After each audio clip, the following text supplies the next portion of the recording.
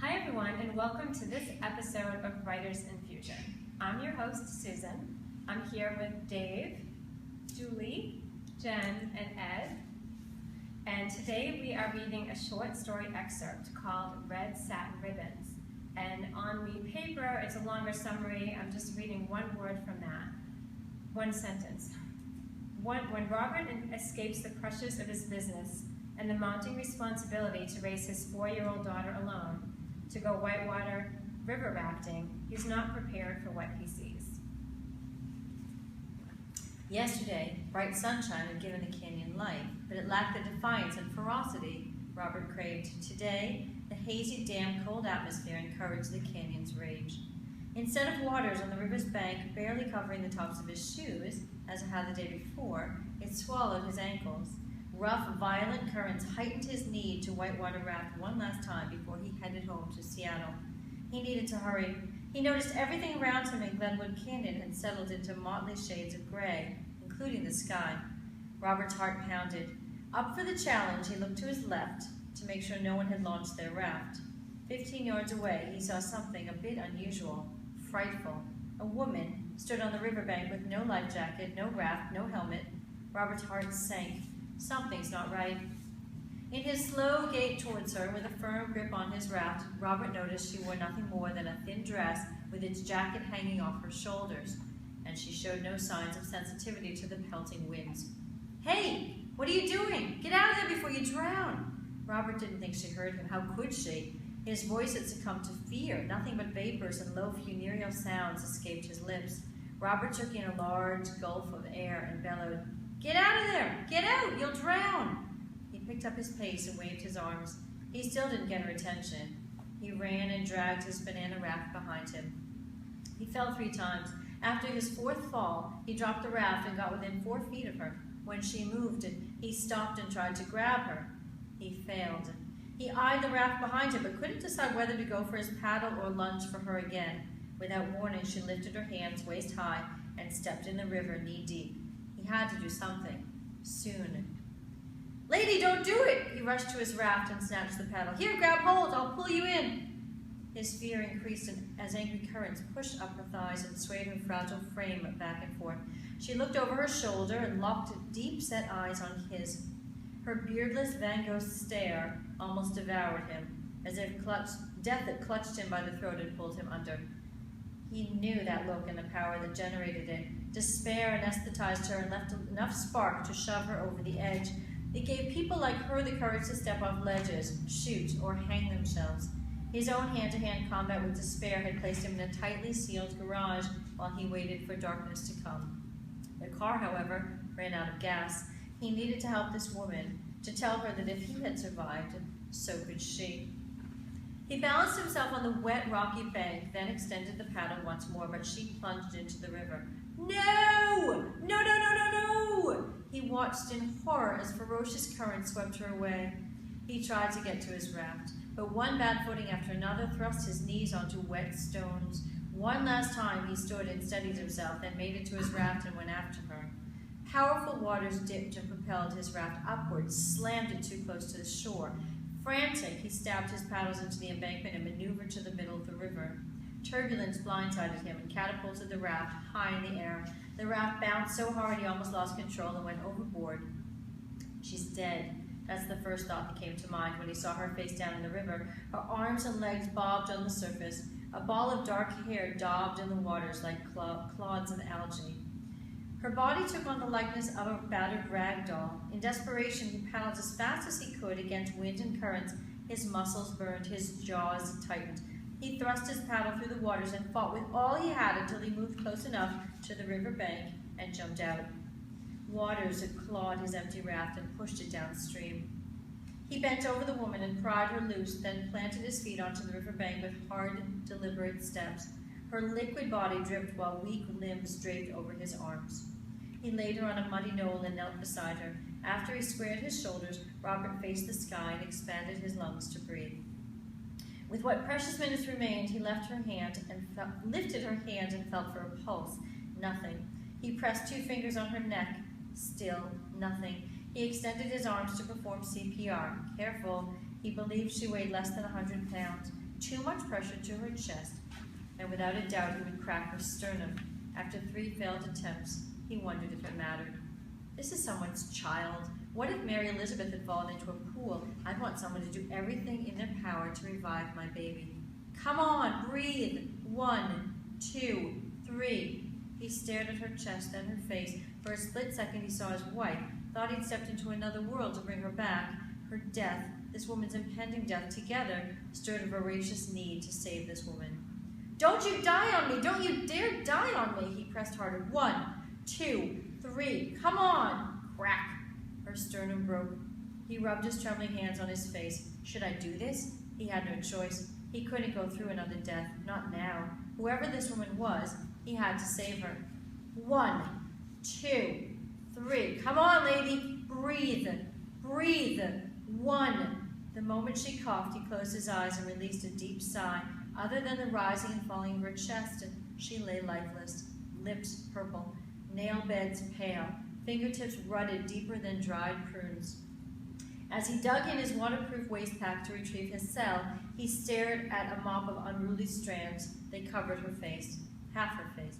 The wet parallel folds in her dress led him to bare thighs, white panties, and the skinniest legs he'd ever seen. He tugged on the saturated garment and covered her thighs before he noticed she had on 1 shoe. The bare foot had red blotches of color on uneven toenails. After he dialed 911, he looked at the cloud-cluttered sky. Hurry and answer the doggone phone.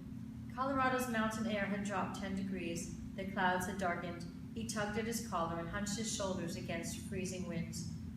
Glenwood Emergency Dispatch, what's your emergency? A woman fell in the river at Glenwood Canyon. He placed the call on speakerphone, then lifted the woman's eyelids, mimicking what he once saw on television, though he had no idea why. Someone fell in the river? Where about? Near the highway. I think she tried to commit suicide. She's unconscious. How long has she been unconscious? I'm not sure. 10, 15 minutes? 20 maybe? Do you have flares? No, but like I told you, I can see the highway from where I am. Please hurry. I've dispatched emergency personnel, but I need you to stay on the line. It's important to keep her warm. Sir, what's your name? Robert Jaeger. My name is Robert Jaeger. He took off his life jacket and covered her. Robert didn't think she looked older than 17, much younger than his wife. Why did she want to die? 6 weeks ago, he wanted to do the same thing. Why hadn't he checked the fuel gauge? The advice of an old friend came to mind. Unless there's a crucial lesson to be learned from reflection, don't look back. The present kills the darkness. Robert tucked the cell phone under his arm, rubbed his hands together, blew warm air on his fingertips. Mr. Jaeger? Mr. Jaeger! Robert heard faint echoes of his name and grabbed the phone. Yes, I'm here. How long ago did this happen? From the time she fell in the river until now, about 20, 25 minutes ago. Does she have any other injuries? Robert swept wet, coarse hair from her face. Her left eye looked deformed. She has a large bruise under the left eye. He removed the life jacket and rolled the woman onto her right side, followed by a roll to her left. She's bleeding. Robert tore her dress. He gasped. What is it? What's wrong? She has a deep cut stretching from her navel to her right side. It looks to be about an inch deep. Robert stood and pressed the back of his hand against his mouth. After several steps, he spewed on the bank. Well, I'm intrigued. Good dispatcher voice. It's hard to make it a little tinny through the phone. And matter of fact. So, I like the premise, and you're good at introducing conflict right away. You have these two people that are in a canyon, and one's going to jump in. So right away, there's action there, and you want to know why they want to jump in and all that. So that's really good. And it's also good that you have only a couple of characters at the beginning, Yes. because when there is more than that, it gets confusing. So that part's good. I did have a lot of different comments on your piece. So I'll start with the first one. For me, when I started, first of all, when you went from, the first sentence talks about yesterday, and the second sentence talks about today, I really don't care about yesterday. I want to know where he's at right now. And I don't think you need to talk about yesterday. I think this is a scene, maybe you know Glenwood Canyon well, but I really did not have any clear picture in my head at all. Yes. as to where she's standing and where he is, and if he's holding a boat. Is he in the water, out of the water? I had no idea it was a river. Yes, he's on the bank. falling down, Yes. which I don't understand. It's Yes. like, why Yes. does this keep Right. So I think you need a very clear, slow picture at the beginning that's just giving all set the scene? set the Yes, scene. please set the scene. Because I had a really hard time with that. I had to read it a few times to even kind of put myself there. And I think once you do that, I still don't get it. Yeah. I still don't get the action. right. Yeah. So that was a big thing for me. And I don't want to waste. Oh, and the second thing that we talk about a lot as a group, and we've posted a blog on it too, is the use of backstory. And we know from reading the summary that, is it Robert? Yes. That Robert Robert J. has had a past where he's also dealt with trying to commit suicide. But I honestly don't think you need to tell us that yet in this scene. I think that right now he's just seeing her, he's scared. Maybe there was one sentence in here that I noted that might be okay to keep, but besides that, when you go, like here he is in the middle of trying to save her. And by the way, her beardless Van Gogh. Is that a phrase? I wonder. Yeah, the beardless had to go. Stare. Had to It go. goes stare. Right, even the Van Gogh is She's staring Had at to too go. complex to include in Yes, the middle of yes. the Right now, that's right. There's Yeah. a big action scene going on right now. I wouldn't go into, when you pull back with his own hand, and this is at the bottom of page 2, his own hand-to-hand combat with despair had placed him in a tightly sealed garage while he waited for darkness to come. We don't need to know that yet. I think it would be good to bring that in later, and that's just my opinion. But just kind of get him going, and then maybe bring in one little piece of him being able to identify with it. I wouldn't do more than Or that. even maybe just like a thought starting in, like, Jesus, just like me in the car. Yeah. Right, Or simpler. something like that. Yes. Right. Something simpler. So in the middle of page 3, we never find out that he rescues her. Ah. He's paddling, his muscles burn, his jaws tighten, he thrusts his paddle, he fights, water's claw, and then all of a sudden he bent over the woman. Oh my trying to gosh, I save her. didn't notice that. It's like, Thank He you. should really rescue the woman. So- Yes. Well, plus that paragraph where it says she's dead, Yeah. he's barely been in the water. I mean, how long Right. has she been under? 30 seconds? Also- Well, he spent a lot of time falling down over rocks. Yes, True. I It's He cut was that. tripping, I and he's cut not my that. hero. Yeah. If he can't even find his way to the woman. Yeah. He keeps on tripping over rocks. I know what the author's trying to do, is try to allow tension to build because grasping and missing and grasping. But this just sounds silly. I would go as far as to say he's between a rock and a hard place. Oh, I knew you would say that. Yeah. I was afraid. I was afraid. Trying to be up. When he says, get out of there before you drown, she's Yes. standing on a riverbank. Yes. You cannot drown on a riverbank. Well, no, Get she jumps in. She Yeah, jumps but not in. at that point. Yeah. Well, it not says at at the that top point. of page 3. Yeah, but it this is says, the top of page 2. Hey, what are you doing? Get out of there before you drown. right, but Oh, so, that's before she follows Right. through, I think, yes. so then we need a better picture of why he thinks she's gonna do that, right? Yes. But my point too is that when you get, oh no, I said that one already, where she falls, oh, I know what it is. When you're back on page 3, and it says he bent over the woman, and it's near the bottom. Yes. He bent over the woman and pried her loose, and I didn't like. From her what? eyes. What, Yeah. yeah, where she, I said the same thing for Yeah. what? And even in the paragraph before that, a ball of dark hair daubed in the waters like clouds of What's Well, I would have said bob, Yeah. don't you But- dab There's your a eyes lot to of wipe word your choice. Right, yeah, and then- I have word choice issues, yes. And then her body took on the likeness of a battered rag doll. I So would not say, just to about, get battered, ragdoll is but, enough. but Yes. you don't even need Oh, both I see. sentences. Yep, Do you know you're what I mean? Like, pick one and then work on that sentence, but you don't need to have, it was like this, and then it was like that. You know, you might have one metaphor, but you don't need a whole bunch of them in a row. Right. I did like her liquid body dripped Ugh. while weak limbs draped over his. I think it was very Except figurative. Go When ahead. you do something, I actually liked the next, I don't Yeah. know. But when you say, well, weak limbs, to me, that's POV. Because how does he know Yes. her weak Right. limbs? They're not weak, they're Real limp. limp. Yes, that's the word. He's not choosing the right. Right, that's I right. think Right. it's- I don't know if it's a weak, but the author is I not think it's choosing Yes. the best word Yes. in a lot of places. And speaking of point of view, I saw on page 4, top of page 4, this is someone's child. What if Mary Elizabeth had fallen into a pool? I'd want someone where it's he, and Robert said, and Robert rescued her, and all of a sudden it says I did I'd. that. saw So that I would too. be careful of that. I also want to know how good the cell reception is in the canyon. I'm surprised he was able It's to all the way- call. Yes? Route 80 goes right by the canyon. So it is Yeah, possible. that's- Okay. And would he be able to hear the voice of the dispatcher over the rapids?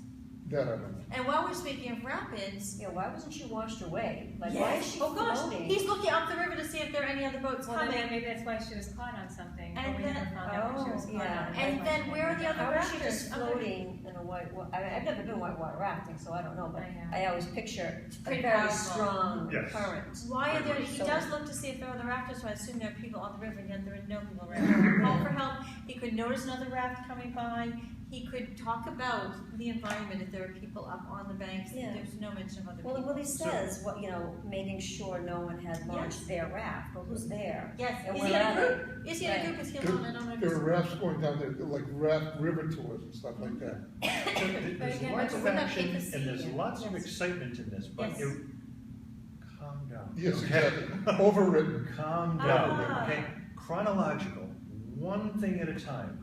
Something happens, then something else happens, then something else. Not just something else that leads to the next, that Right. leads to the next. There's Yes. a logical sequence of events. Just, I don't understand one thing. Just one. Just one thing. Too much pressure on the chest, and without a doubt, he would crack her sternum. After 3 failed attempts, Yes. he wanted, what constitutes a failed attempt? Right, oh, he doesn't revive her, Yeah. yes. Well, she doesn't. Yeah. Like, why would you stop? yeah. Oh, I don't know. I mean, why would, that's, Yeah, my let's comment do was, it again. show us what he does. Yes. What does he do? Yeah. You know? Yeah. Yes. It's a Is he logical giving him sequence of a bump? events. Is he pressing on her chest? Yes. Is he Well, we moving hear her 1, 2, arms? 3, so I There are think various he ways of is doing it. counting and pressing, know? but, And yes. something else too, that when you come to something that's pivotal, so again on page 4, which is where I think we're at, halfway down, don't die on me, crack, her sternum broke, something like that is a major thing, just leave it all by itself, Yes. its own paragraph. Yes. Right? It doesn't that constitute a danger to the heart? Well, cracks the ribs. Oh, but if your heart stopped, you're better off, risking the cracked sternum, because the Yeah. heart's already stopped. Well, something else too. And a lot of people get cracked ribs when they have, Oh, do they? it's very normal, it's better than dying. Well, yeah, so That's it does true, save a life. yeah. Yeah, but now you have, all right, so he was stumbling over the rocks, which we said you should get rid of, there should be some other reason he can't get out to the Or he can middle. stumble once, but he's flopping around. Right. Yeah, I got rid of that, he Yeah. stumbled 3 times after the So, 4th fall, I didn't like that. Besides that, we have someone who obviously knows about CPR enough to know that he could crack her sternum. So at the end, when he is, see, this is one I should know before I comment. Oh, but then he says something about when, near the end, when he's talking to the dispatcher, and then he leans over and he pulls open her eyes, and then says, I don't know why they checked that on TV. Right. I mean, here you have a guy who knows what he's doing, and all of a sudden there's a piece where he's checking in her eyes and he doesn't even know why. Just take that out. It just takes out the uncertainty from this guy who's supposed to be saving her. I know it's picky, but I'm just trying to help you paint a picture of who he is. Ed mentioned slow down, and I find it odd that he's rushing, he's racing the rapids, that's very important, but on page 2 at the top it says, in his slow gait towards her, I thought Oh, I that was wrote odd. that too. That he's just sauntering, I'll get to her when I can, maybe I'll have a Yes, snack. that's what I was With a wondering. Again, firm- was he in the water trying Yes. to struggle with the boat? With a Is he out firm of the grip on water? his raft, Robert noticed she wore nothing. I would start at Robert, or just start as a point of information, say it as fact. She wore nothing more than describe her clothing, not Robert's observation of her outfit. I think you should It dive needs an right into emotional it. reaction. Dive right in. I Because didn't even mean that pun, Dave. Because his wife is dead now, right? Yeah. So there should be an emotional reaction to seeing a young girl naked. Yes. Well, let's speak to that, please, because he sees a woman, and later he says she's 17. So don't you think he'd He's say, I see a guessing girl? She said She's he a looks 17. girl. He looks 17. Absolutely, but did he need to be closer up? I think he's pretty close when he first sees her. Oh, right. Should he say it's a girl by? That's unclear too, I don't know Yes. if she's on the same side of the riverbed or on the opposite side of the True. Well, that's a riverbed. good point. I don't even know how far Yeah. away she True. is, so. We really need the scene painted. We need more Yeah. description. I think we It probably. needs a major revision. It is I think the fascinating. scene is fine. It Right. is. The scene is fine, the tension is natural. And when you come upon somebody trying to commit suicide, that's tension enough. Yeah.